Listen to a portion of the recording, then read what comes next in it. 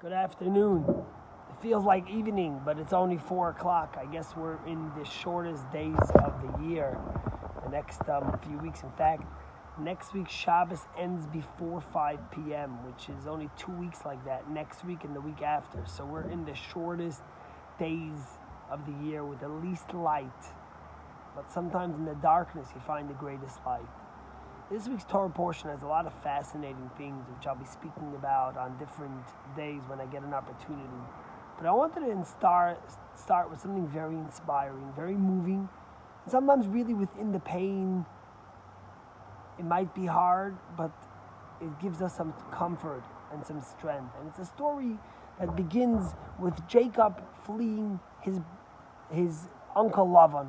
He finally ran away from his brother Esau. He comes to his uncle Lavan. He marries Rachel and Leah. He has the 12 tribes, and then he's running away from Lavan, and he's ready to come confront Esau. Esau has 400 men with him to fight his brother. He wants retribution for the stealing of the blessings.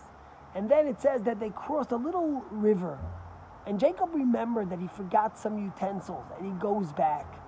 And the verse is very enigmatic, but it says like this, that he crossed over alone and he wrestled with a man.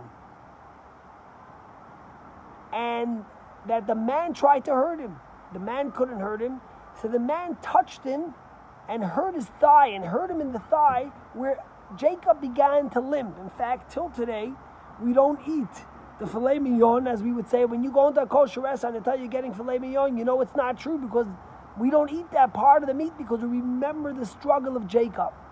And then, after this whole struggle, and Jacob is limping, he's alone at the bridge in the middle of the night, he grabs a hold of this person he was wrestling with, and he says, "Don't leave till you bless me." He does not want to let him leave till he gets a blessing.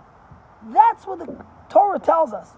Now the question, of course, is, it doesn't make any sense. So the rabbis tell us that who was he wrestling with? It was the angel of Esau. And the angel of Esau tried to kill him, but he couldn't kill him, so he injured his thigh, and that's why he limped, and that's why till today we don't eat the filet mignon, right? But I don't understand. If this angel tried to kill Jacob when Jacob was all alone, why is Jacob holding him and saying, "Don't leave till you bless me"? And if you hear the words, he says, "Ki im beirachtani," I won't let you leave unless you bless me. And at that moment, he gives him a blessing that your name won't be Jacob anymore.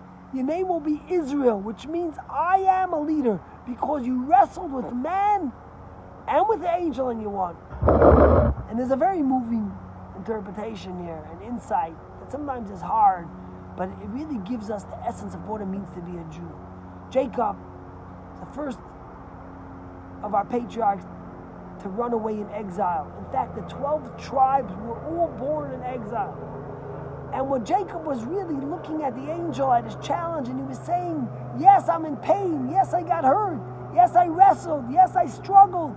But I will not let this challenge, I will not let this pain, I will not let this obstacle leave me until I find the blessing within it." Jacob was saying a message to the Jews for eternity, that when something comes and wrestles with you and hurts you, when you're in pain, when you're limping, when there's something challenging in your life, don't let it leave till you find the blessing within it. What Jacob was really saying is that in every struggle, in every challenge, in every obstacle we have, there is a blessing. And our job, the strength of Jacob's children, the strength of the Jewish people throughout our trials and tribulations and struggles and challenges and obstacles, has always been, I will not let a challenge leave until I find within it a blessing. That's the message of this enigmatic story of Jacob wrestling with the angel. Tomorrow I'll give you another interpretation of the whole idea of who he was wrestling with. But this is something that was so moving to me when I heard it the first time. And we should never have challenges, we should never have pain, we should never limp.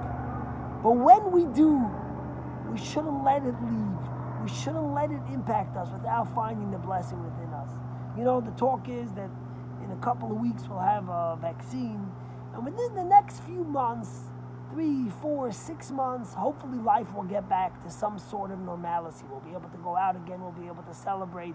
We'll be able to be with loved ones. We'll be able to maybe remove our masks. But the question will be like this.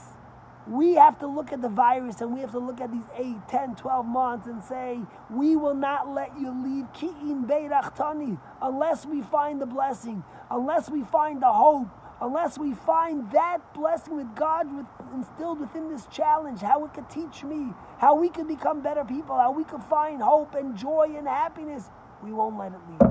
And when you do that and you watch through the ages of the Jewish people, that has been our hope, that has been our courage, that has been our blessing for eternity. And I give you a blessing. Never have strife, never have challenge, never have struggle. But when it comes your way, don't let it leave like Jacob. Hold on to it till you find the blessing and you take out the blessing. Have a great day. God bless you all.